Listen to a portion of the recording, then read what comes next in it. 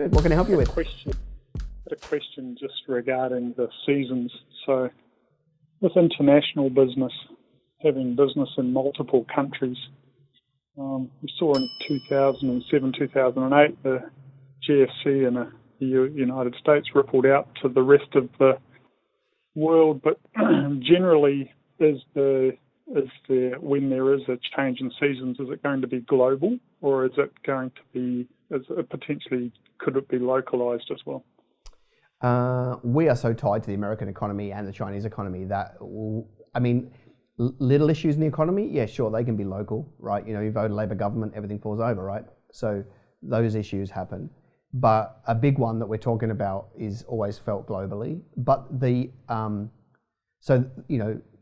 macro recession will probably be led by a mix of America, UK, and China. That would probably be where it would start, those three having some challenges, and then it would be felt around the world. So if you look at what happened in 2007 and 8, 9, 10, 11, 12, Australia fared incredibly well. And we fared incredibly well mostly because of our banking system is so profitable. So the same people that were complaining that CommBank make a $10 billion profit for the year, weren't cheering when we actually got through fairly unscathed, which is ironic.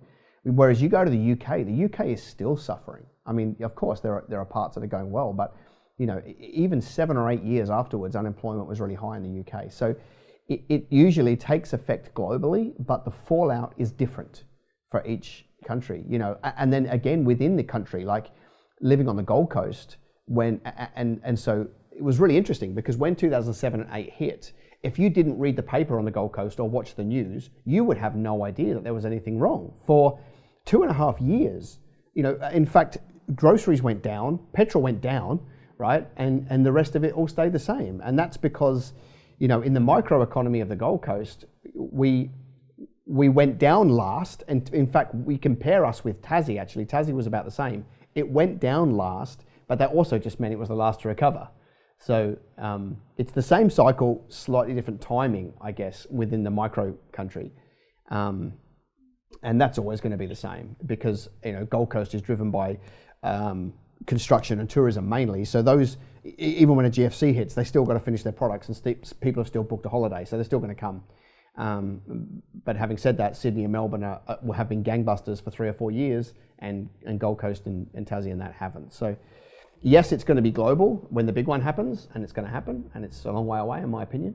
And the ripple effect will be Australia, but we will generally be unscathed. So we'll feel it, but it won't be as bad as those countries. Just one other question too.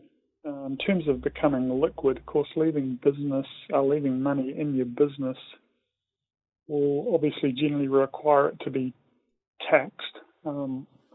And so obviously building that into the whole equation as opposed to investing in perhaps something that, could be easily liquidated where you may not incur that tax. What's your thoughts around that? Yeah, I mean, if you could do that, that's a great idea. If you can get a return on that money and be liquid, because that's the key, and limit some of the taxes legally on that, that's a brilliant idea.